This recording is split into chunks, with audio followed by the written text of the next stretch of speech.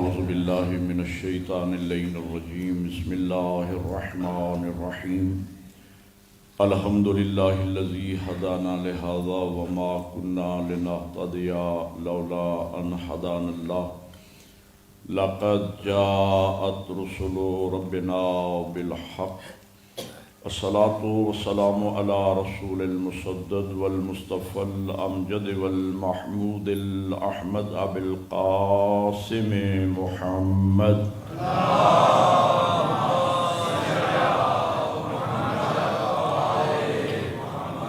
وآله الطيبين الطاهرين المعصومين أما بعد فقد قال الله تبارك وتعالى في كتابه الأعلى بسم اللہ الرحمن الرحیم جاہدوا فی اللہ حق جہادہ صلوات پڑھیں محمد وآل محمد۔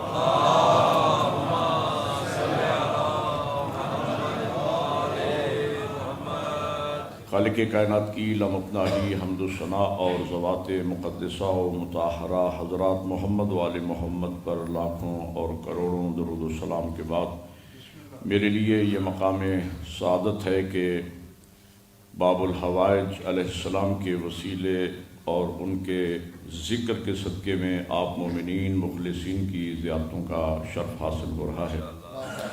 میں نے آپ حضرات کے سامنے قرآن مجید کی ایک معروف آیہ وافیہ ہدایہ کا ایک حصہ تلاوت کرنے کا شرف حاصل کیا ہے۔ ارشاد رب العزت ہے جاہدوا فی اللہ حق جہادہ، جہاد کرو اللہ کے لیے جو حق ہے جہاد کرنے کا۔ جہاد ایک اسلامی عبادت ہے، البتہ جہاد کی چند قسمیں ہیں۔ ایک جہاد بالنفس ہے، اپنی خواہشات نفسانی کے ساتھ لڑنا، کہ جسے حضور نے جہاد اکبر کے نام سے تعبیر فرمایا ہے۔ جہاد کی دوسری قسم ہے جہاد بالمال، اپنے مال و اسباب کے ذریعے دین مبین کی خدمت کرنا، یہ جہاد بالمال کہلاتا ہے۔ جہاد کی تیسری قسم ہے جہاد بالقتال، اسلحے کے ساتھ میدان جنگ میں اترنا دین مبین کی سربلندی کے لیے، یہ جہاد بالقتال کہلاتا ہے۔ آج چونکہ 24 رجب المرجب کا دن آپ گزار چکے ہیں اور یہ دن یوم فتح خیبر ہے، تو میرا دل یہ چاہا کہ میں آپ کے سامنے فضائل یوم فتح خیبر کے حوالے سے عرض کروں اور مصائب باب الحوائج کی آپ کی خدمت میں عرض کروں۔ تو آج کی میری اس مجلس کا موضوع ہے جہاد بالقتال۔ یہ موضوع میں اس لیے لے رہا ہوں کہ آج دنیا میں مسلمان جہاد کا نعرہ تو لگائے ہوئے ہیں، لیکن المیہ یہ ہے کہ خود مجاہدوں کو پتہ نہیں کہ جہاد کہتے کسے۔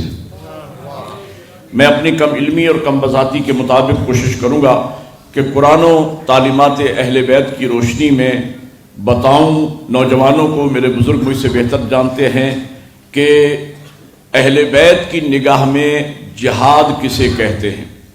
میرے قبلہ، جہاد ایک اسلامی عبادت ہے، جس طریقے سے نماز، روزہ، حج و زکوٰۃ اسلامی عبادات ہیں، اسی طریقے سے جہاد بھی ایک اسلامی عبادت ہے۔ اور جس طریقے سے دیگر عبادات اپنی شرائط کے ساتھ فرض ہوتی ہیں، اسی طرح جہاد کی بھی چند شرائط ہیں، جب تک وہ پوری نہ ہو جہاد فرض ہی نہیں ہوتا ہے۔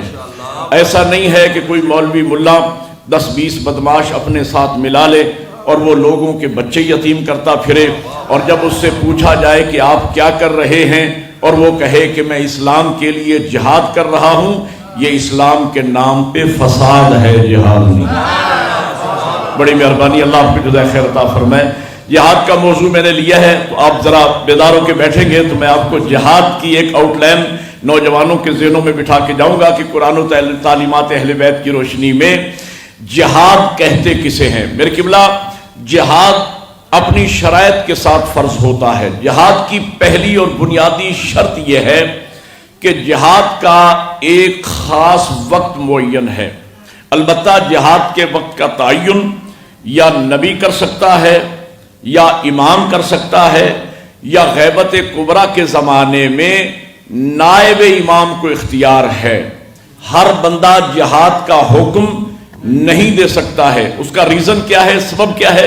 اس کا ریزن یہ ہے کہ چونکہ اس جہاد میں مومن کی جان جانا متوقع ہوتی ہے اور مومن کی جان نگاہ توحید میں اس قدر قیمتی ہے کہ اللہ نے جہاد کی کمان کسی ایسے شخص کے ہاتھ میں دی ہی نہیں کہ جس سے خطا کا امکان ہو. بڑی مہربانی، مل کے حیداری. اللہ نے جہاد کی کمان کسی ایسے شخص کے ہاتھ میں دی ہی نہیں ہے کہ جس سے خطا کا امکان ہو. جہاد کا خط جس طرح باقی عبادات میں بھی باقاعدہ اوقات معین ہیں، نماز فجر کا خاص وقت معین ہے. نماز فجر کا وقت شروع ہوتا ہے طلوع صبح صادق سے لے کر طلوع آفتاب سے پہلے تک کا درمیانی جو پیریڈ ہے، اس میں اگر آپ پڑھیں گے تو آپ کی نماز فجر کہلائے گی.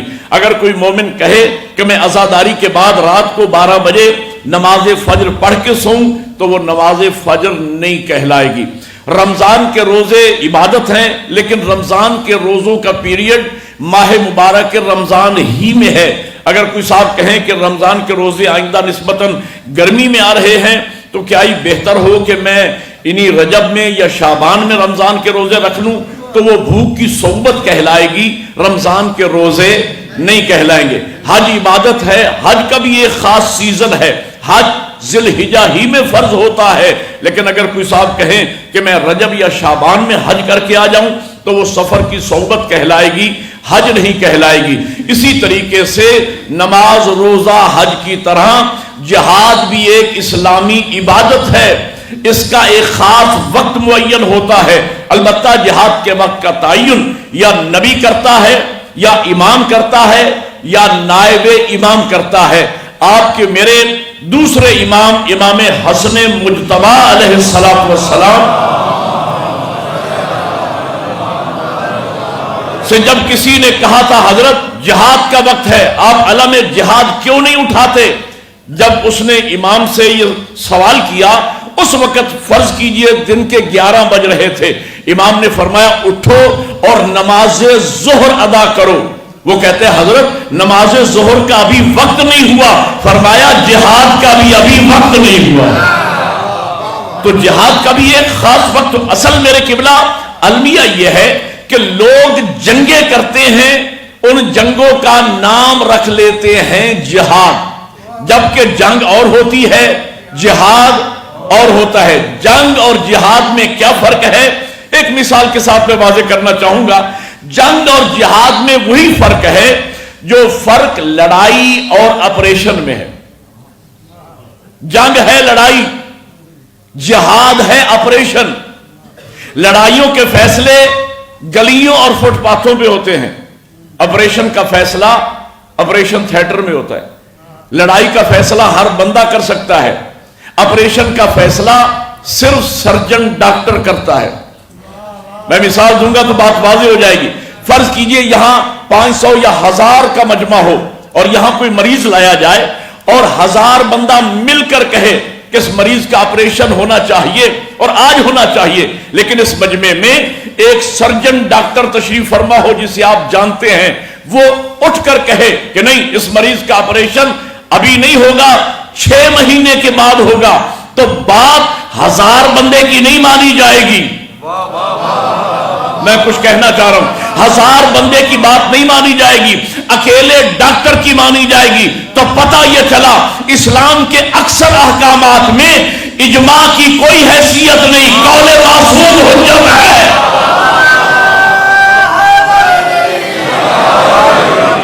اللہ آپ کی جزائے خیر کرے. تو پتہ یہ چلا اسلام کے اکثر احکامات میں اجماع کی کوئی حیثیت نہیں، قول معصوم حجت ہے. جنگ ہے لڑائی، جہاد ہے آپریشن. لڑائیوں میں اسلحہ جراثیم سے پاک نہیں کیا جاتا. میں جہاد سمجھانے چلا ہوں. لڑائی میں اسلحہ جراثیم سے پاک نہیں کیا جاتا، جبکہ آپریشن میں سرجن ڈاکٹر پہلے اوزار کو جراثیم سے پاک کرتا ہے، پھر استعمال کرتا ہے۔ اگلی بات پہ میں آپ کی خصوصی توجہ کا طالب ہوں۔ لڑائی میں اسلحہ بے دریغ چلتا ہے، جو سامنے آ گیا اسے کاٹ دیا، لیکن آپریشن میں سرجن ڈاکٹر اوزار کو انچوں کے حساب سے استعمال کرتا ہے۔ جس عضو میں جان باقی رہ سکتی ہے، سرجن کی کوشش ہوتی ہے کہ اسے بچا لے۔ میرے امیر آقا آپریشن کرتے تھے، علی جہاد کرتے تھے، یہی وجہ ہے علی کی تلوار نسلیں دیکھ دیکھ کے چلا کرتی تھی۔ مل کے حیدری، جس دشمن خدا اور رسول کی 17ویں پشت میں بھی کوئی علی ولی اللہ پڑھنے والا پیدا ہونے والا ہوتا تھا، علی کی تلوار اس پہ نہیں چلتی تھی۔ آپ نے حضرت زہیر ابن کین کا نام سنا ہے؟ کون تھے حضرت زہیر ابن کین؟ یہ کربلا کے شہید تھے۔ زہیر ابن کین کربلا کے شہید، ان پر بھی میرے 12ویں کا وہی سلام ہے، بے ابی انت و امی یا انصار الحسین، اے میرے بابا حسین کے ساتھیوں، تم پہ میرے ماں باپ قربان ہو جائیں۔ اس لسٹ میں زہیر بھی ہے، میرے بزرگ بہتر جانتے ہیں، میں عزیز نوجوانوں کی انفارمیشن کے لیے عرض کر رہا ہوں۔ یہ زہیر ابن کین بھی حضرت حر کی طرح پہلے یزیدی کیمپ میں تھے۔ یہ اہل بیت کا ماننے والا نہیں تھا، یہ اہل بیت کا شیعہ نہیں تھا، یہ بنو امیہ سے تعلق رکھتا تھا، دشمنان اہل بیت میں سے تھا۔ علامہ حسین بخجاڑہ نے اصحاب الیمین میں جو مقتل کی ان کی کتاب ہے، یہ جملہ وہاں سے لے کے میں آپ کو سنا رہا ہوں، انہوں نے فرمایا کہ یہ کئی مرتبہ، بہت بہادر آدمی تھا، یہ کئی مرتبہ تلوار لے کر مولا علی کے مد مقابل میں جا چکا تھا، اور علامہ فرماتے ہیں کہ خود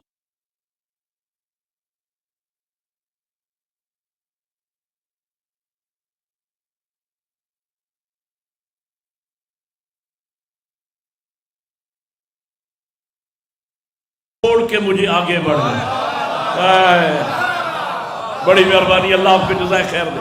علی خود چھوڑ کے مجھے آگے بڑھ گئے، اس لیے کہ علی جانتے تھے کہ زہیر سے کوئی کام لینا ہے۔ توجہ فرما رہی یا نہیں؟ زہیر کیسے مکتب اہل بیت میں آیا؟ اگر اجازت ہو تو ایک جملے میں سنا دوں۔ یہ حج کر کے واپس آ رہا ہے، ایک ہائی وے پہ دونوں قافلے آپس میں مل گئے، آگے مولا حسین کا قافلہ ہے، پیچھے زہیر کا قافلہ ہے۔ زہیر جانتا ہے آگے فرزند رسول جا رہے ہیں، نئی اس کی شادی ہوئی ہے، حج کر کے آ رہا ہے، چھوٹا سا قافلہ ہے۔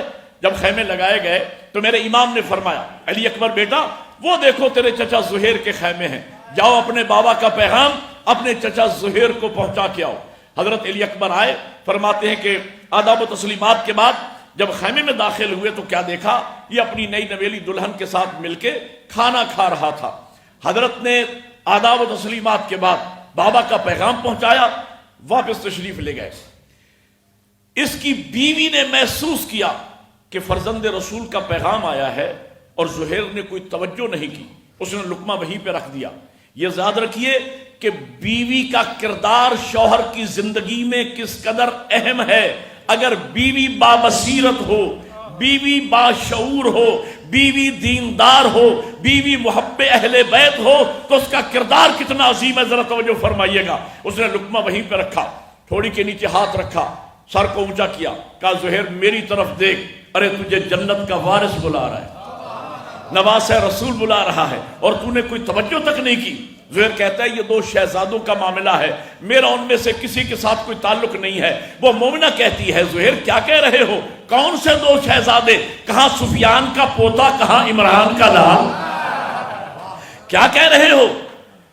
ایک مرتبہ جب دیکھا نہیں اٹھ رہا، ہاتھ سے پکڑا، کہا کھانا بعد میں کھائیے گا، جاؤ تو صحیح فرزند رسول کا پیغام تو سن کے آؤ۔ وہ فرماتے کیا ہیں؟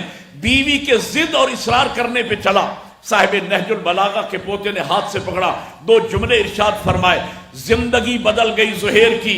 ایک جملے میں کہہ دوں، گیا تھا تو یزیدی تھا، پلٹا تو حسینی تھا، گیا تھا تو جہنمی تھا، پلٹا تو جنتی تھا۔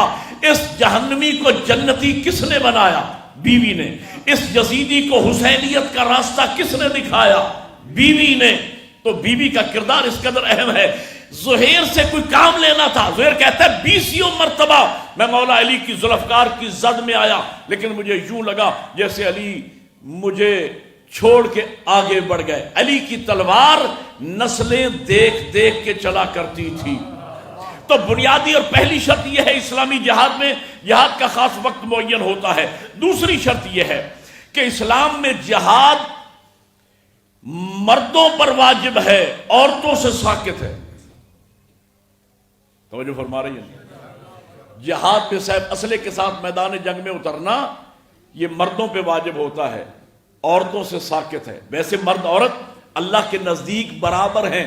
انسانیت کے 2 زینے ہیں، ایک زینے کا نام مرد ہے، ایک زینے کا نام عورت ہے. انسانیت کی گاڑی جو آدم و حوا سے چلی اس کے 2 پہیے ہیں، ایک پہیے کا نام مرد ہے، ایک پہیے کا نام عورت ہے. یہ دونوں برابر ہیں. انسان ہونے کے ناطے مرد عورت میں کوئی فرق نہیں ہے، اور یاد رکھنا ان کے حقوق بھی برابر ہیں. اسلام واحد وہ دین ہے، واحد وہ مذہب ہے جس نے عورت کو مرد کے برابر حقوق دیے ہیں. حقوق برابر ہیں لیکن امتیازی ہیں. لفظ امتیازی کو سمجھیے گا. برابر ہیں لیکن امتیازی ہیں. امتیازی کا مطلب کیا ہے؟ امتیازی کا مطلب یہ ہے کہ مرد کی نماز جتنا ثواب مسجد میں رکھتی ہے، عورت کی نماز اتنا ہی ثواب گھر میں. مرد کا جہاد میدان میں ہے، عورت کا جہاد گھر میں ہے. تو جس طریقے سے وہ مرد اللہ کو پسند نہیں جو میدان کو چھوڑ کے گھر کو بھاگے، تو وہ عورت بھی پسند نہیں. توجہ ہے یا نہیں؟ اللہ آپ کی جزائے خیر عطا فرمائے. تو میں کہنا یہ چاہ رہا تھا کہ دوسری بنیادی شرط یہ ہے کہ جہاد میں اسلحے کے ساتھ میدان جنگ میں اترنا مرد پہ واجب ہے، عورت سے ساکت ہے. تیسری بنیادی شرط یہ ہے کہ میدان جنگ سے بھاگنا جائز ہے.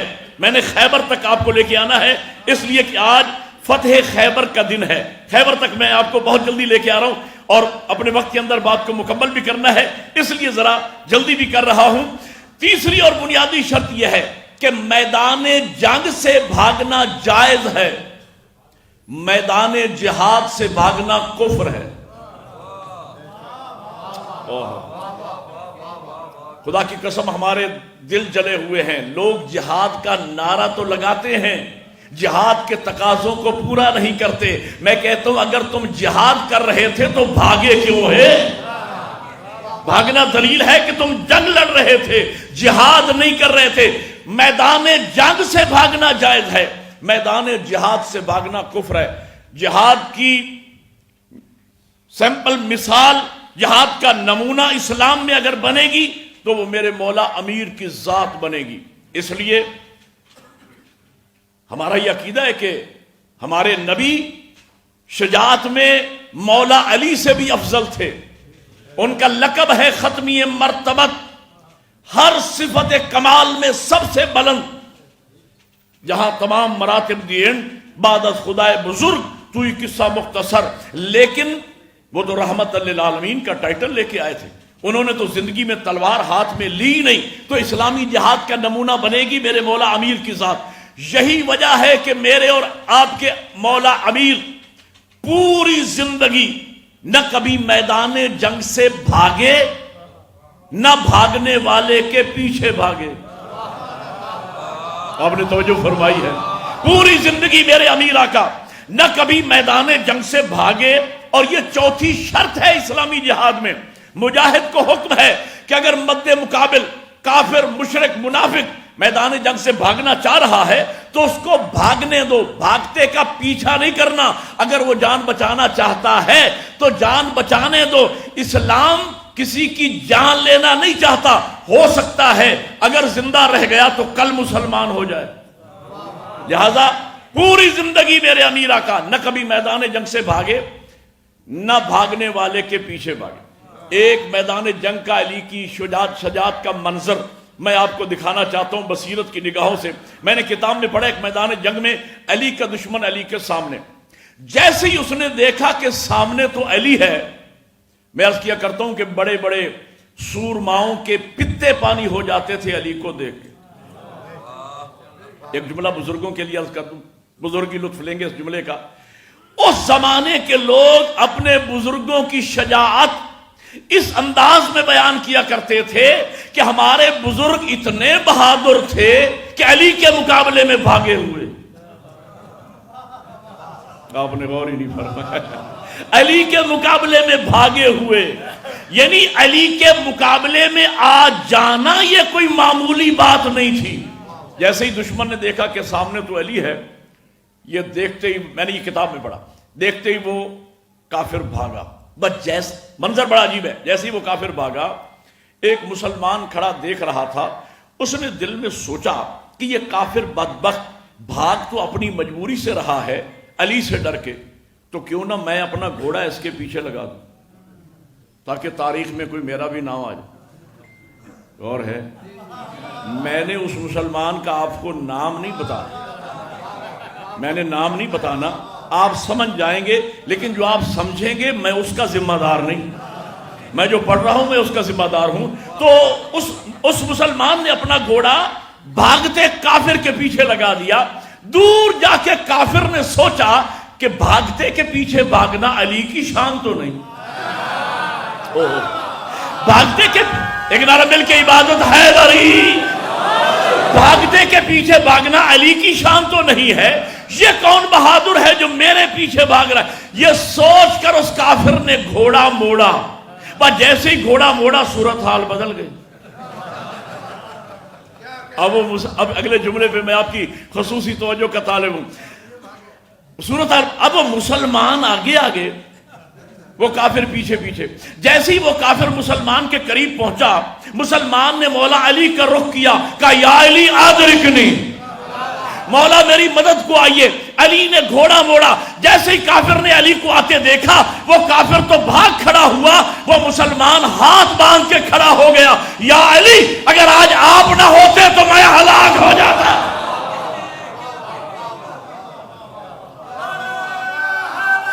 بلکہ اگر آج آپ نہ ہوتے تو میں ہلاک ہو جاتا. اسلامی جہاد میں تیسری چوتھی بنیادی شرط یہ ہے کہ میدان جنگ سے بھاگنا جائز ہے, میدان جہاد سے بھاگنا کفر ہے. ایک بنیادی شرط سنیے, جہاد میرے اشرے کا موضوع ہے, میں تفصیل میں نہیں جا سکتا. ایک ایسی شرط آپ کے سامنے رکھ رہا ہوں, اگر یہ میں سمجھا سکا تو نوجوانوں کے ذہنوں میں ایک آؤٹ لائن بن جائے گی کہ اسلام میں جہاد کسے کہتے ہیں. میرے قبلہ, بنیادی شرط اسلامی جہاد میں یہ ہے کہ اسلام میں جہاد ڈیفینسو ہوتا ہے, اوفینسو نہیں ہوتا. یہ میں نے دو لفظ انگلش کی استعمال کی ہیں دیدہ دانستہ طور پر.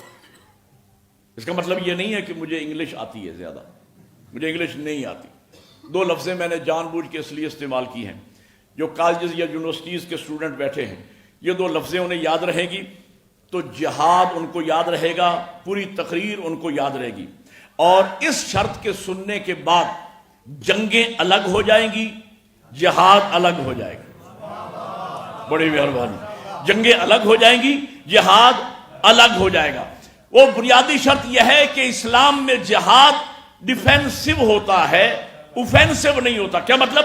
یعنی اسلام میں جہاد دفاع کرنے کا نام ہے, جارحیت کرنے کا نام جہاد نہیں ہے, پہل کرنے کا نام جہاد نہیں ہے. اسلام میں جہاد میں پہل ہے ہی نہیں, جارحیت ہے ہی نہیں, حملہ کرنا ہے ہی نہیں. اسلام میں جہاد صرف دفاع کرنے کا نام ہے. اور اسلامی جہاد کو اگر آپ سمجھنا چاہتے ہیں تو آپ کو مین 4 جنگوں کو سامنے رکھنا پڑے گا. جنگ بدر, جنگ احد, جنگ خندق اور جنگ خیبر. توجہ ہے یہ؟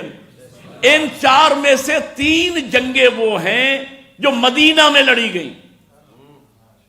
مدینہ میں لڑی گئی. کیا مطلب؟ یعنی دشمن حملہ کرنے آیا, حضور نے دفاع کا حکم دیا, ہے نا. ہو سکتا ہے برابر کے 2 سوچ رہے ہو مولانا, خیبر تو اوفینسو ہے. خیبر میں تو خود باقاعدہ نبی مدینہ سے لشکر لے کر گئے تھے. میرے بھائیوں, خیبر بھی دفاع ہے, حملہ نہیں ہے. میں خیبر کے قریب آ گیا. خیبر بھی دفاع ہے, حملہ نہیں ہے. لیکن خیبر میں اس وقت تک نوجوانوں کو نہیں سمجھا سکتا جب تک کہ میں آپ کو پہلے 3 جنگیں نہیں سنا لیتا. آپ تو گھبرا گئے کہ مولانا اگر 3 جنگیں سنائیں گے تو یہ تو رات ادھر ہی ہماری گزر جائے گی. اگر میں 3 جنگیں 3 منٹوں میں سنا دوں, بولو یار, پھر تو دعا کرو گے یا نہیں؟ 3 منٹوں میں 3 جنگیں سنانے چلوں. جنگ بدر میں مسلمانوں کی تعداد 313 ہے, کفار کی تعداد ایک روایت کے مطابق 700, ایک روایت کے مطابق 1000. جنگ شروع ہوئی, جہاد شروع ہوا, 70 بندہ کافروں کا مارا گیا, جن میں سے 36 صرف مولا علی نے قتل کیے. باقی 930 کا 930 کافر بھاگ کھڑا ہوا. اور جب وہ پہاڑی کے دامن میں اکٹھے ہوئے تو کافر ایک دوسرے سے پوچھتے تھے, ارے تو کیوں بھاگا, ارے تو کیوں بھاگا, ارے تو کیوں بھاگا. ہر کافر کہتا تھا میں کیا کرتا, میرے پیچھے علی تھا, میرے پیچھے. میں نے بدر پڑھ دیا آپ کے سامنے, خیبر سمجھ نہیں آئے گی جب تک میں 3 جنگیں نہیں پڑھ لیتا. جنگ احد میں ابو سفیان تگنی طاقت لے کے آیا, 3000 کا لشکر لے کے آیا. مسلمانوں کی تعداد 700 یا 1000 کے قریب تھی, اور 3000 مسلح بہادر لے کے آیا میدان احد میں. اور وہ بھی میں نے 1 منٹ میں آپ کو سنانا ہے. چشم فلک نے دیکھا کہ ہاری ہوئی جنگ مسلمانوں نے علی کی ذوالفقار کے صدقے میں پھر جیت لی. اجازت ہو تو ایک جملہ اور سنا دوں. جنگ بدر میں, جنگ احد میں لڑائی ہو رہی تھی, شیطان نے آواز لگا دی قد قتل رسول اللہ, کہ پیغمبر قتل ہو گئے. بس یہ سننا تھا کہ لوگوں نے میدان کو چھوڑا. بس جیسے ہی میدان کو چھوڑا تو یک بارگی سے کفار نے حملہ کیا. علی نے قبضہ تلوار پہ ہاتھ رکھا. میں خلاصہ کروں تو ان لفظوں میں کروں گا کہ میدان اسلام میں صرف 3 ہستیاں بچ گئی تھی. ایک وہ جس کا دین تھا, ایک وہ جو دین لایا تھا, ایک وہ تھا جس نے بچانے کا وعدہ کیا. نہیں سمجھ آئی تو اور آسان کر دوں, پورے میدان میں یا لا الہ الا اللہ تھا, یا محمد رسول اللہ تھا, یا علی اور ولی اللہ. مل کے بولو حیدری.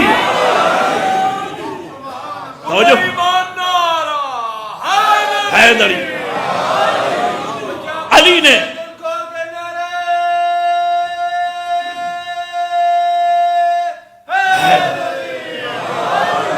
پیغمبر کو اکیلا دیکھ کے دشمن نے حملہ کیا یک بارگی سے. میرے مولا علی نے قبضہ تلوار پہ ہاتھ رکھا, میمنہ کو میسرہ پہ, میسرہ کو میمنہ پہ پلٹا. سر کٹ کٹ کے بارش کی طرح گر رہے تھے. علی لڑ رہے تھے پروانہ وار, کہ لڑتے لڑتے مولا علی کی تلوار ٹوٹ گئی. تلوار کا ٹوٹنا تھا کہ رابطہ کیا, پروردگار محبوب کو بچانا ہے تو تلوار بھیج.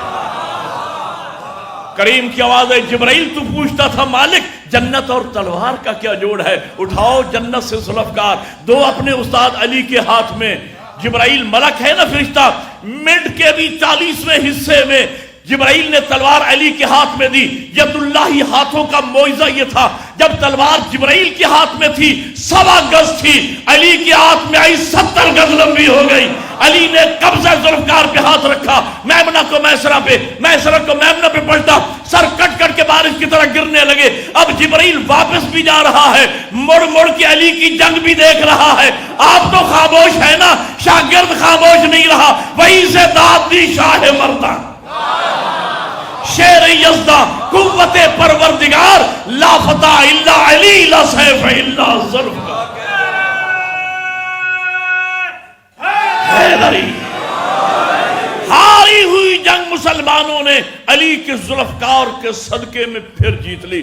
میں احد سے گزر گیا, اور جب کفار نے بدر اور احد میں مولا علی کی کارکردگی دیکھی تو کفر کی ہائی کمان سر جوڑ کر بیٹھی. ایجنڈا ایک ہی تھا کہ جب تک علی کا توڑ نہیں لاؤ گے مسئلہ حل ہونے والا نہیں ہے. اب کفر کی ہائی کمان نے ڈھونڈنا شروع کیا اور نگاہ دوڑاتے دوڑاتے عمر ابن عبد ود پہ آ کے ٹک گئی. یہ عمر کون تھا؟ 3000 مسلح آدمی کا اکیلا مقابلہ کرنے والا جری بہادر تھا. یہ خندق میں لائے تھے عمر کو علی کا توڑ بنا کے. وہ بھی میں نے ایک جملے میں خندق پڑھنا ہے، وہ بھی چشم فلک نے دیکھا کہ علی کے ایک وار کے نتیجے میں عمر 2 حصوں میں بٹ گیا. علی بانٹتے برابر تھے، چاہے یوں بانٹیں یا یوں بانٹیں.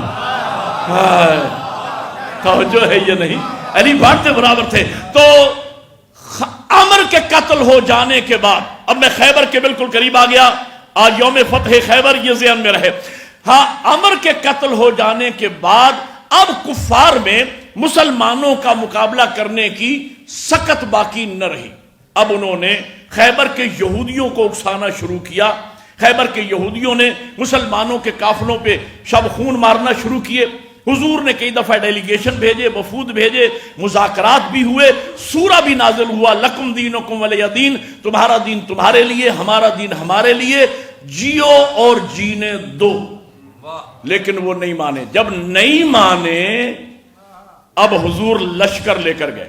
اس میں بھی آپ علماء و ذاکرین سے سنا کرتے ہیں 29 یا 39 دن تک مذاکرات بھی ہوتے رہے، ہلکی پھلکی جھڑپیں بھی ہوتی رہی. اب ایک جملہ میں اہل علم کے لیے کہنا چاہتا ہوں. حضور چاہتے یہ تھے کہ طاقت کے استعمال سے بہتر ہے کہ طاقت کے مظاہرے سے کام چل جائے. طاقت کے مظاہرے سے کام چل جائے. لہذا حضور نہیں چاہتے تھے کہ جنگ ہو، لیکن وہ نہیں مانے.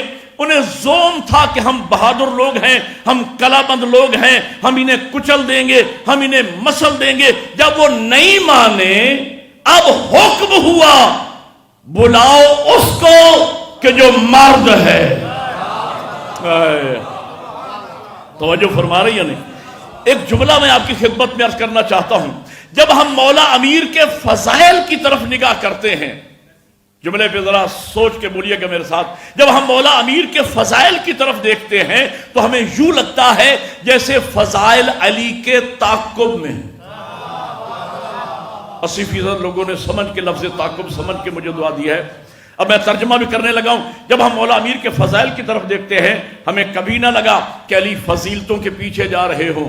خدا کی قسم ہم نے فضائل کو علی کے پیچھے بھاگتے دیکھا.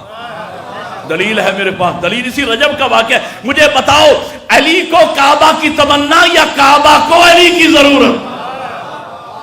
13 رجب کے جشن کی بھی مجھے دعوت تھی لیکن میں لاہور میں مصروف تھا، میں نے معذرت کی. میں ایک جملہ کہنا چاہتا ہوں. مجھے بتاؤ علی کو کعبہ کی تمنا یا کعبہ کو علی کی ضرورت؟ اگر تو میرے مولا امیر کی والدہ معظمہ آتی دروازہ سے کعبہ میں آتی اور میرے مولا امیر کی ولادت کعبہ میں ہو جاتی، میں مان لیتا کہ شاید علی کو کعبہ کی تمنا ہوگی. لیکن دیوار کعبہ نے علی کی ماں کو راستہ دے کے بتایا میری ضرورت کا نام علی ہے.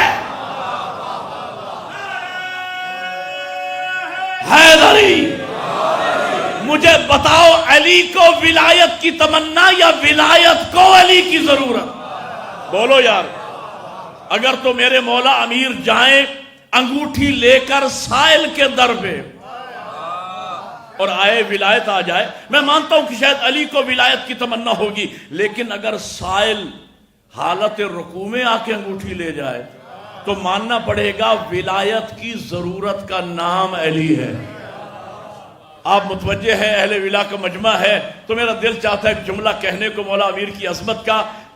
مقام منزل غدیر پر پیغمبر اسلام نے اللہ کے حکم سے میرے مولا امیر کی امامت و ولایت کا اعلان فرمایا. یہ مناقب کی روایت ہے، مناقب القطرۃ من البحار. آیت اللہ احمد مستنبط نے ان کی کتاب کا ترجمہ 4 جلدوں میں ہو چکا ہے. اس کی پہلی جلد سے لے کر یہ میں پڑھ رہا ہوں کہ پیغمبر نے ایک الگ خیمہ لگایا، وہاں مولا علی کو بٹھایا، حکم دیا اصحاب و صحابیات کو جاؤ باری باری جا کے علی کو مبارک دو. ایک ہستی نے، ایک شخصیت نے عجیب انداز میں علی کو مبارک دی جس کا نام تاریخ میں ساسا ابن سوہان لکھا ہے. یہ ساسا ابن سوہان کا تعارف کروا دوں نوجوانوں کو، بزرگ بہتر جانتے ہیں. یہ میرے مولا علی کا صحابی بھی تھا، مولا علی کا شاگرد بھی تھا اور فصیح و بلیغ خطیب بھی تھا. اور ذو معنی خطیب تھا۔ ذو معنی خطیب کسے کہتے ہیں؟ میرے بزرگ جانتے ہیں، ہمارے پاک و ہند میں ایک خطیب گزرے ہیں ذو معنی خطیب، جن کا نام علامہ اظہر حسن زیدی صاحب قبلہ۔ ان کا ایک جملہ بھی رجب کے حوالے سے آپ کو سنا دوں، انہوں نے 22 رجب کی نیاز کے حوالے سے یہ جملہ فرمایا تھا، بلکہ ہم تو سارا سال نیاز تیار کرتے ہیں، محرم ہو، چہلم ہو، مجلس ہو، جشن ہو، نیاز تو پکتی ہے اور سارا سال پکتی ہے۔ انہوں نے ایک جملہ ارشاد فرمایا تھا کہ لوگوں کے بچوں میں اور ہمارے بچوں میں فرق یہ ہے، لوگوں کے بچے نازوں سے پلتے ہیں، ہمارے بچے نیازوں پہ پلتے ہیں۔ جو فرما رہی ہے، یہ ساسا ابن سوہان بھی خطیب تھا اور ذو معنی خطیب تھا۔ اس نے بھی ذو معنی انداز میں میرے مولا علی کو مبارک دی۔ میرے مولا علی کے خیمے کے در پہ آیا، آداب و تسلیمات کے بعد کہتا ہے یا علی میں آپ کو مبارک دینے نہیں آیا۔ علی جانتے تھے، مسکرا کے پوچھتے ہیں ساسا پھر کیسے آئے ہو؟ کہا یا علی میں تو آپ کے سامنے کھڑے ہو کر خود ولایت کو مبارک دوں گا، ولایت تجھے مبارک ہو، تجھے علی جیسا مولا مل گیا۔ اب مل کے حیدری، تجھے علی جیسا مولا مل گیا ہے۔ مجھے بتاؤ، میں پھر خیبر پہ آ گیا، مجھے بتاؤ علی کو علم کی تمنا یا علم کو علی کی ضرورت؟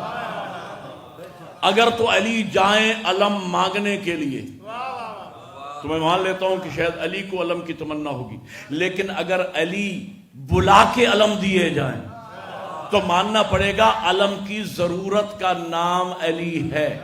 یہاں پر روک کر ایک جملہ عرض کرنا چاہتا ہوں، جملہ سن کر اگر دل میں ٹھنڈک پیدا ہو جائے نا، لہر دوڑ جائے ٹھنڈک کی، اسی لمحے میرے لیے دعا کر دینا، اور بانی مجلس کے لیے اور اپنے لیے بھی دعا مانگ لینا، اس لیے کہ مولا امیر کے فضائل سن کر جب مومن کے دل میں ٹھنڈک کی لہر دوڑ جاتی ہے تو وہ دعا کی قبولیت کا لمحہ ہے۔ یہ میں اپنی طرف سے نہیں کہہ رہا، یہ بجلی ہے نا کرنٹ، اس کے دو اثر ہیں، یہ ایک ہی وقت میں ہیٹر بھی جلاتی ہے، اے سی بھی چلاتی ہے۔ اللہ نے میرے مولا امیر کے فضائل میں بھی دوہرا اثر رکھا ہے۔ علی کا نام سن کے منافق کے دل میں ہیٹر جل جاتا ہے، مومن کے دل میں اے سی لگ جاتا ہے۔ ایک نعرہ مل کے بولو ہے سارے حیدری۔ اگلا جملہ میں نہ کہوں تو مجھے تسلی نہیں ہوتی۔ میرے استاد معظم علامہ حسین بخش جاڑا صاحب قبلہ کا جملہ ہے۔ علامہ حسین بخش جاڑا مفسر قرآن بھی تھے، 20 کتابیں لکھی، کئی مدارس قائم کیے، میرے جیسے سینکڑوں شاگرد ان کے ملک میں اور ملک سے باہر موجود ہیں، لیکن میں کہا کرتا ہوں قبلہ کی بلندی درجات کے لیے یہی ایک جملہ کافی ہے۔ سونے کے پانی سے لکھنے، اب کس انداز میں آپ لیں گے، سونے کے پانی سے لکھنے کے مترادف جملے میں اپنے عشرے قربان کر دوں۔ قبلہ عالم کے ایک جملے پر قبلہ فرمایا کرتے تھے کہ نام علی سنتا ہر کوئی ہے لیکن کلیجہ مقدر والوں کا ٹھنڈا ہوتا ہے۔ سارے مل کے بولو حیدری۔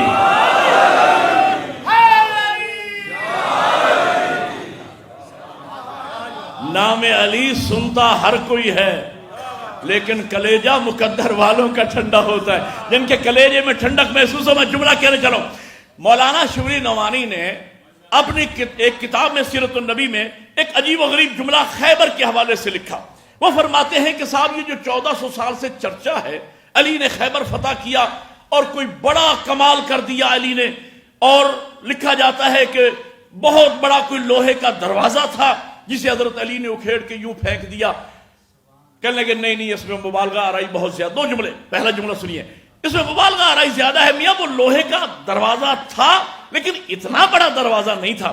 ہم چونکہ ہر وقت کمپرومائز کے موڈ میں ہوتے ہیں تو میں نے کہا نعمانی صاحب ہم مان لیتے ہیں کہ وہ لوہے کا بڑا دروازہ نہیں تھا، وہ لوہے کا ایک عام دروازہ تھا۔ چلو میں یہ مان لیتا ہوں کہ وہ لوہے کا دروازہ تھا ہی نہیں، وہ لکڑی کا دروازہ تھا۔ چلو میں یہاں تک آ جاتا ہوں کہ وہ لکڑی کا دروازہ بھی نہیں تھا، مرحب نے اپنے کلے کے دروازے پر خالی ایک ٹاٹ سا لٹکا دیا ہوگا، لیکن مجھے اتنا تو پوچھنے کا حق ہے کہ علی کے غیروں سے تو وہ ٹاٹ بھی نہ ہٹایا۔ حیدری۔ اگلا جملہ جس کا میں نے آپ سے وعدہ کیا، تولا کی پوری توانائی سے سنیے گا۔ کہنے لگے صاحب یہ جو چرچا ہے علی نے خیبر فتح کیا، بڑا کمال کر دیا علی نے، اور علی فاتح خیبر قرار پائے، کہنے لگے نہیں بھائی اس میں کوئی علی کا کمال نہیں، معاملہ میاں یوں ہے، یہ تو اللہ نے ازل سے پہلے ہی دن سے فتح خیبر کا معاملہ علی کے مقدر میں لکھا ہوا تھا۔ وہ جو یہ جملہ سمجھا ہے اسے نتیجے پہ لطف آئے گا۔ وہ تو میاں علی کے مقدر میں اللہ نے ازل سے لکھ دیا تھا، وہ تو علی ہی سے فتح ہونا تھا، اور کس سے فتح ہوتا، وہ تو علی کے مقدر میں لکھا جا چکا تھا، اس میں علی کا کوئی کمال تھوڑا ہے۔ میں نے کہا نعمانی صاحب علی کے مقدر کی کہانی بڑی عجیب ہے، کعبہ میں آنا علی کا مقدر، بولو یار جن کے دلوں میں علی بستا ہے، کعبہ میں آنا علی کا مقدر، آغوش پیغمبر علی کا مقدر، لحاظ رسالت علی کا مقدر، دوش پیغمبر علی کا مقدر، بستر پیغمبر علی کا مقدر، بدر کا فاتح ہونا علی کا مقدر، احد میں ذوالفقار کا آنا علی کا مقدر، خندق کا کل ایمان بننا علی کا مقدر، خیبر میں علم کا ملنا علی کا مقدر، زہرا جیسی بیوی علی کا مقدر، حسنین جیسے لال علی کا مقدر۔ علی کے مقدر کو دیکھ کر مجھے تو یوں لگتا ہے کہیں کاتب تقدیر بھی علی کا چاہنے والا تو نہیں ہے۔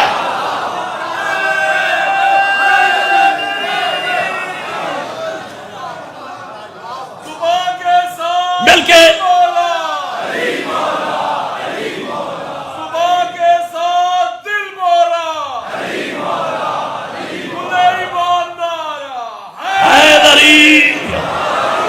اللہ آپ کے جزائے خیر عطا فرمائے۔ ہاں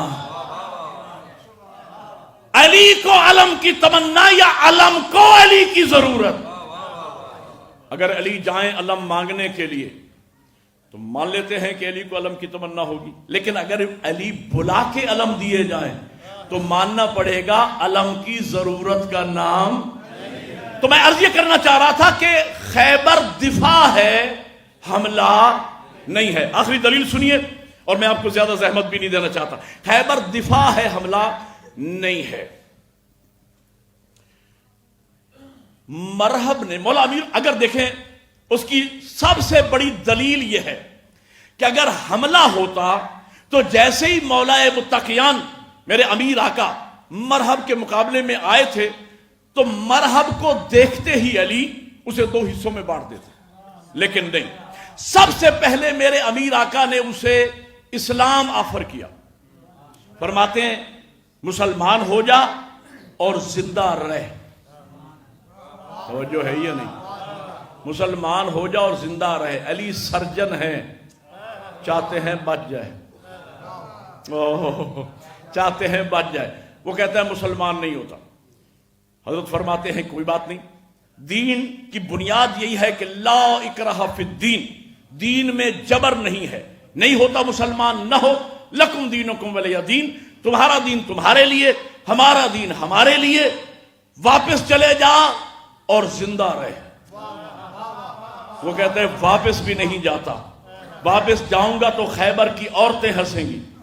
ایک جملہ میں کہوں یار، جو بات ماننے والی ہو اس کو مان لینا بہادری ہے، چاہے دشمن کی بھی کوئی صفت اچھی کیوں نہ ہو، اسے مان لینا بہادری ہے۔ میں کہتا ہوں کافر تھا، بغیرت نہیں تھا۔ کافر تھا، بغیرت نہیں تھا۔ کہا واپس جاؤں گا تو خیبر کی عورتیں ہنسیں گی۔ فرماتے اچھا، نہ مسلمان ہوتا ہے نہ واپس جاتا ہے، تو یہ تو کر سکتا ہے نا کہ پہلا وار تو کر۔ پہلا وار مرحب کی طرف سے ہوا۔ میں نے عرض کیا نا کہ جہاد، اسلام میں جہاد دفاع کرنے کا نام ہے، جارحیت کرنے کا نام جہاد نہیں ہے۔ پہلا حملہ مرحب کی طرف سے ہوا، دفاعی وار میں مرحب مارا گیا۔ جب 1 to 1 مقابلہ ہوتا تھا علی نے پوری زندگی کبھی دوسرا وار نہیں کیا۔ اب ایک جملہ ہے بڑا نازک، سمجھ کے بولنا میرے ساتھ، علی نے زندگی میں کبھی دوسرا وار نہیں کیا۔ کیوں؟ دوسرا وار تب ہوتا ہے جب پہلا خطا ہو۔ جب پہلا خطا ہو۔ علی معصوم ہے، معصوم سے خطا ہوتی نہیں، معصوم سے خطا ہوتی نہیں۔ علی نے وار کیا، دفاعی وار میں مرحب مارا گیا۔ آخری دلیل، خیبر دفاع ہے، حملہ نہیں ہے۔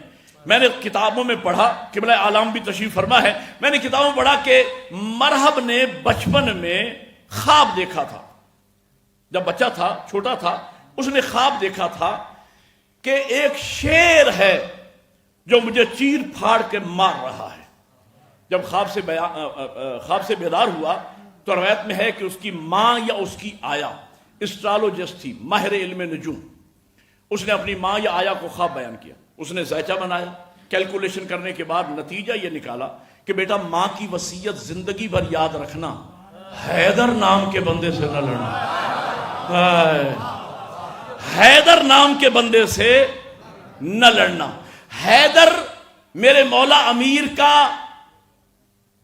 خاندانی نام تھا، توجہ ہے، خاندانی نام تھا حیدر۔ کب رکھا گیا؟ جب ماں نے بچپن میں پنگھوڑے میں ازدر کو چیرتے دیکھا۔ حیدر کہتے ہیں چیر پھاڑ کرنے والے شیر کو، جب بچپن میں ماں نے پنگھوڑے میں ازدر کو چیرتے دیکھا تو پیار سے نام رکھا یہ میرا حیدر ہے۔ اچھا میں ایک بات سوچتا ہوں، ماں نے بچپن میں ازدر کو پنگھوڑے میں چیرتے دیکھا، پیار سے نام رکھ دیا حیدر۔ میں سوچتا ہوں اگر یہی ماں علی کو خیبر میں دیکھ لیتی پتہ نہیں کیا نام رکھتی، تو نام رکھا حیدر۔ حیدر خاندانی نام تھا۔ حیدر دیکھیں شیر کے نام 20 نام ہیں، اس لیے کہ شیر کے حملے کے انداز 20 ہیں۔ زیغم بھی شیر کو کہتے ہیں، کسور بھی شیر کو کہتے ہیں، زرغام بھی شیر کا نام ہے، اور اسد بھی شیر کو کہتے ہیں، حیدر بھی شیر کو کہتے ہیں، عباس بھی شیر کا نام ہے۔ حیدر بھی شیر کا نام، عباس بھی شیر کا نام، ایک گھر میں 2 شیر۔ حیدر بھی شیر کو کہتے ہیں، عباس بھی شیر کو کہتے ہیں۔ حیدر اس شیر کو کہتے ہیں جو اپنے دشمن کو، شکار کو چیر پھاڑ کر کے مار رہا ہو، اس وقت اس کو حیدر کہا جاتا ہے۔ یہ میرے مولا امیر کا خاندانی نام تھا، ماں نے پیار میں رکھا تھا جب ازدر کو چیرتے دیکھا۔ اس مرحب کو ماں نے بتایا کہ بیٹا ماں کی وصیت زندگی بھر یاد رکھنا، حیدر نام کے بندے سے نہ لڑنا۔ تو میں نے عرض کیا کہ حیدر خاندانی نام تھا۔ خاندانی نام، میں ایک مثال عرض کروں کہ مثلا بچہ پیدا ہوا تو بزرگوں نے سوچ کے نام رکھا عمران، لیکن پیارا بچہ تھا، خوبصورت بچہ تھا، تو پیار سے بہنوں نے اسے مون کہنا شروع کیا، یعنی چاند۔ اب یہ خاندانی نام ہے مون، ماں جانتی ہے، باپ جانتا ہے، بہنیں جانتی ہیں، قریبی رشتہ دار جانتے ہیں، باہر کسی کو پتہ نہیں۔ باہر مسجد میں، امام بارگاہ میں، انجمن میں، سنگت میں، کالج میں، یونیورسٹی میں، وہاں عمران مشہور ہے، گھر والے جانتے ہیں کہ یہ مون ہے۔ اسی طریقے سے خاندانی نام تھا حیدر، ماں نے پیار میں رکھا تھا، خاندان والے جانتے ہیں، محلے والے جانتے ہیں، قریبی جانتے ہیں۔ مرحب کے فرشتوں کو بھی پتا نہیں تھا کہ میرے مد مقابل میں آنے والا حیدر بھی ہو سکتا ہے، لیکن علی اس شریف مجاہد کا نام ہے کہ جس کی غیرت نے اتنا بھی برداشت نہ کیا، اگرچہ دشمن صحیح کہیں دھوکے میں نہ مارا جائے، جب اپنا تعارف کروایا علی نام سے نہیں کروایا بلکہ فرمایا انا الذی سمتنی امی حیدرا۔ مرحب یاد رکھنا میری ماں نے میرا نام ہے مل کے حیدری۔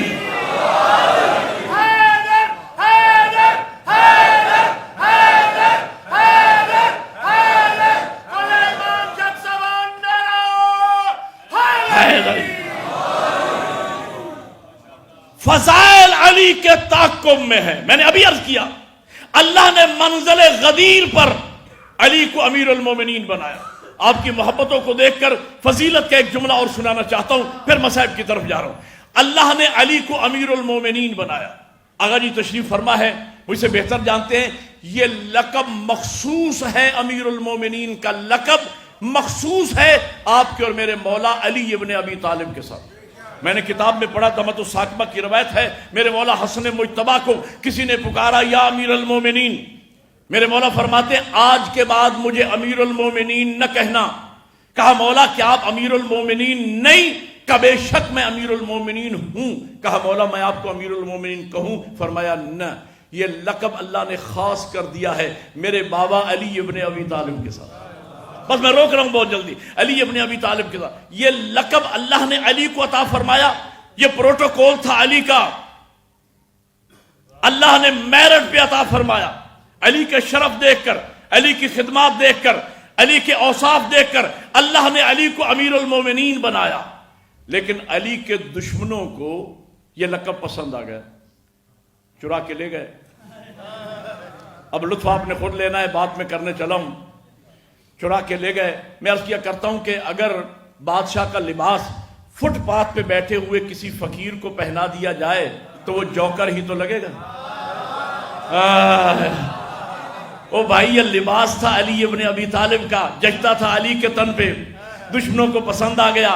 میں رو کے ایک جملہ کہتا ہوں، لائق سجدہ صرف اللہ کی ذات ہے، بس ہے نا. اللہ کے علاوہ کوئی لائق سجدہ، کوئی تعظیمی سجدے کا وجود اسلام میں ہے ہی نہیں. ایک ہی سجدہ ہے اور وہ ذات توحید کے لیے ہے بس. اللہ کے علاوہ کوئی اگر تعظیمی سجدے کا وجود اسلام میں ہوتا تو کبھی تو مولا علی نبی کو تعظیمی سجدہ کرتے. سرکار ابو الفضل العباس اپنے آقا مولا حسین کو کوئی تعظیمی سجدہ نہیں ہے، ایک ہی سجدہ ہے اور وہ ذات توحید کے لیے ہے.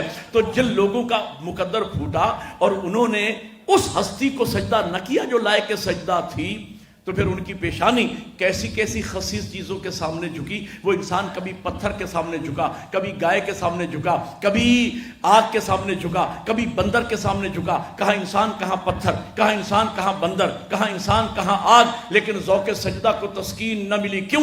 اس لیے کہ وہ ایک سجدہ جسے تم گراں سمجھتا ہے 1000 سجدوں سے دیتا ہے آدمی کو نجات. اسے سجدہ نہیں کیا جو لائق سجدہ ذات تھی. اب سمجھیے گا اس جملے کو، اللہ نے میرٹ پر میرے امیر آقا کو امیر المومنین بنایا. تو جن لوگوں نے اللہ کے بنائے ہوئے کو امیر المومنین نہیں مانا، پھر ان کا مقدر کیسے پھوٹا اور انہیں کیسے کیسے امیر المومنین ملے؟ نہیں سمجھو گے مجھے لاہور تک دکھ رہے گا. بتاؤ کیسے کیسے امیر المومنین ملے؟ یزید امیر المومنین، ولید امیر المومنین، مروان ابن حکم امیر المومنین، عبد الملک ابن مروان امیر المومنین، شراب کے حوض میں غوطے لگانے والے امیر المومنین، نشہ کے عالم میں 2 کی جگہ 4 رکعت نماز پڑھانے والے امیر المومنین، ماں بہن اور بیٹی میں تمیز نہ کرنے والے امیر المومنین، ہاتھ ہو گئی جمعے کی نماز بدھ کو پڑھانے والے امیر المومنین. تو میں سوچتا یہ ہوں جب امیر المومنین ایسے ہوں گے تو پھر مومن شمر جیسے ہوں. اب اگلی لفظ سنیے گا جس کے لیے میں نے آپ کو زحمت دی. جب ہم نے علی کو امیر المومنین مانا کیا عزت افزائی ہوئی مومنوں کی. کون امیر المومنین؟ جو کعبہ میں آیا وہ امیر المومنین، جس نے لعاب رسالت کو چوسا وہ امیر المومنین، جو آغوش پیغمبر میں پلا وہ امیر المومنین، جو بستر پیغمبر پہ سویا وہ امیر المومنین، جو بدر کا فاتح وہ امیر المومنین، احد میں جس کے لیے آسمانی اسلحہ آیا وہ امیر المومنین، جو خندق کا کل ایمان بنا وہ امیر المومنین، جو خیبر میں قرار غیر فرار قرار پایا وہ امیر المومنین، جسے سیدہ جیسی زوجہ ملی وہ امیر المومنین، جسے حسنین جیسے لال ملے وہ امیر المومنین. تو میں سوچتا یہ ہوں جب امیر المومنین ایسا ہوگا تو پھر مومن خمینی جیسا ہو، پھر مومن سید علی خامنائی جیسا ہو، پھر مومن سید حسن نصر اللہ جیسا ہو. یا جس شان کا مولا ہے مومن بھی تو اسی شان کا ہو. بولو یار، انصاف کی بات ہے. عادل امام کے ماننے والے ہو، ایک جملہ پوچھتا ہوں نوجوانوں سے، مجھے سوچ کے بتاؤ، مسجد میں بیٹھے ہو، مجھے بتاؤ مولا ہو امام المتقین جیسا تو مومن کیسا ہونا چاہیے؟ مومن کو بھنگی ہونا چاہیے، چرسی، حفیمی، آوارہ گرد، بے ریش، بے نماز. بولو یار مومن کیسا ہونا چاہیے؟ اور شیعہ خوش نصیب ہو اللہ نے علی جیسا امام عطا فرمایا. ڈاکٹر علی شریعتی کا جملہ میں اکثر عرض کیا کرتا ہوں، یہاں میں نے 13 رجب بھی کئی پڑھے، شاید میں نے جملہ عرض کیا. ڈاکٹر علی شریعتی فرماتے ہیں شیعان علی کتنے خوش نصیب ہو، اللہ نے کائنات میں ایک ہی علی بنایا اور وہ تمہارے حصے میں آیا. جب اللہ نے مولا ایسا دیا ہے تو مومن کو بھی اس معیار کا کردار اپنانا چاہیے. شیعہ علی کا نام لینے والا فقط نہیں ہوتا، علی کا کردار اپنانے والا شیعہ ہوتا ہے. شیعہ کا لغوی معنی ہی پیروکار ہے، پیچھے چلنے والا. ایک اصطلاح استعمال ہوتی ہے تشیع جنازہ، جنازے کے پیچھے چلنے کو تشیع جنازہ کہتے ہیں. یعنی امام آگے آگے، امام کے نقش قدم پہ چلنے والا شیعہ کہلاتا ہے. محب میں اور شیعہ میں فرق ہے. محب وہ ہوتا ہے جو علی کو مانے، شیعہ وہ ہوتا ہے جو علی کی مانے. اور جو ہے یا نہیں، 14 کے نام یاد کر لینے والا شیعہ نہیں ہوتا. میں ایک جملہ اکثر عرض کیا کرتا ہوں، رحمت للعالمین کا ماننے والا ہو اور ظالم ہو، کیا فیض ملا رحمت للعالمین کا کلمہ پڑھنے کا. شیر خدا کا ماننے والا ہو اور بزدل ہو، علی کو ماننے کا فائدہ. حسن مجتبیٰ کا شیعہ ہو اور مہمان نواز نہ ہو. بولو یار. امام حسین سید الشہداء کا ماننے والا ہو اور موت سے ڈر جائے. ختم ہوگی میری تقریر. امام زین العابدین کو چوتھا امام مانتا ہو اور بے نماز ہو. امام زین العابدین ہے، ماننے والا بے نماز ہے. کیا فیض پایا زین العابدین کی امامت سے اس نے؟ امام باقر کا ماننے والا ہو، باقر العلوم کا ماننے والا ہو اور حلال و حرام کا پتہ ہی نہ ہو. توجہ ہے یہ نہیں. صادق کا شیعہ ہو اور جب بولے جھوٹ بولے. جی جب بولے جھوٹ بولے. کاظم کا ماننے والا ہو. کاظم کا معنی کیا ہے؟ مذہب کی طرف جاؤ. کاظم کا معنی کیا ہے؟ غصے کو پینے والے. میرے مولا کا نام موسیٰ ہے، لقب کاظم ہے. کاظم کا معنی کیا ہے؟ غصے کو پینے والے. 7واں امام باب الحوائج کو مانتا ہے، جن کا لقب ہے کاظم، غصے کو پینے والے. لیکن ماننے والا گھر میں آتا ہے تو بم کی طرح پھٹ پڑتا ہے. نہ دوست محفوظ، نہ ہمسائے محفوظ، نہ اولاد محفوظ. کاظم کا ماننے والا، ایک بات یاد رکھنا، بد اخلاق بنو امیہ کا مرید تو ہو سکتا ہے، موسیٰ کاظم کا مرید نہیں ہو سکتا ہے. امام نے جہاد بن نفس کیا ساری زندگی. میں چاہتا تھا کہ چند جملے امام کے بارے میں بھی عرض کروں، لیکن مجھے حکم ہو رہا ہے کہ مصائب کی طرف جائیے، تو میں مصائب کی طرف جا رہا ہوں. امام نے ساری زندگی جہاد بن نفس کیا. امام کی عبادت کا حال یہ ہے کہ جب ہارون رشید نے دروغہ سے کہا امام کے شب و روز کیسے گزر رہے ہیں، تو دروغہ گواہی دیتا ہے کہ امام نماز شب کے لیے اٹھتے ہیں، نماز شب پڑھتے ہیں، پھر تاکیبات کرتے ہیں کہ نماز فجر کا وقت ہو جاتا ہے، پھر نماز فجر ادا کرتے ہیں، پھر تاکیبات کرتے ہیں، اس کے بعد سجدے میں سر رکھتے ہیں یہاں تک کہ نماز ظہر کا وقت ہو جاتا ہے. نماز ظہر ادا کرتے ہیں، تاکیبات ادا کرتے ہیں کہ نماز عصر کا وقت ہو جاتا ہے. نماز عصر سے فارغ ہوتے ہیں، سجدے میں سر رکھتے ہیں کہ نماز مغرب کا وقت ہو جاتا ہے، پھر نماز عشاء کا وقت ہو جاتا ہے، پھر ساری رات تسبیح و تحلیل اور مناجات میں گزارتے ہیں. ہارون رشید یہ کہتا ہے دروغہ سے کہ ذرا کان لگا کے سنو کہ امام کہیں بد دعا تو نہیں کرتے. دروغہ یہ کہتا ہے جب میں نے ایک مرتبہ کان لگایا، آواز آ رہی تھی کہ پروردگار میں آپ کی اس نعمت عظمیٰ کا شکر کیسے ادا کروں کہ تو نے مجھے اپنی عبادت کے لیے تنہائی کا ایسا مقام عطا فرمایا ہے کہ تیرے اور میرے درمیان کوئی حائل ہونے والا نہیں ہے. آج کی رات شام غریبہ سے کم نہیں ہے. یہ میرا وہ امام ہے جس کے 18 بیٹے جو ماتم کرنے آئے ہو، جو پرسہ دینے آئے ہو جناب زہرا کو. 18 بیٹے، 19 بیٹیاں تھیں امام کی. مجھے سوچ کے ایک سوال کا جواب دو، کیا ان بیٹیوں کو بابا کی ضرورت نہیں تھی؟ کیا ان بیٹیوں کو بابا کی ضرورت نہیں تھی؟ عزاداروں، یہاں حجاج کرام بیٹھے ہوں گے. 97 میں پہلی مرتبہ اللہ نے مجھے حج کی سعادت بخشی.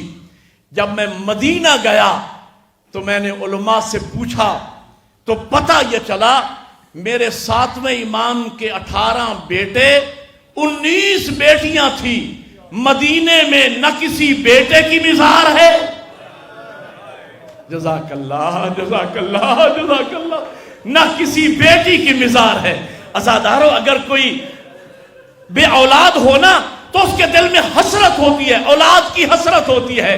باپ یہ کہتا ہے میرا اللہ ایک بیٹا تو عطا کر دے جو میرا جنازہ اٹھائے، میرا اللہ مجھے ایک بیٹی عطا فرما دے جو میری میت پہ بابا بابا کر کے بیان کرے، میں قربان جاؤں. میرا 7واں امام، 18 بیٹے 19 بیٹیاں، جب شہادت ہوئی نہ کوئی بیٹا موجود ہے.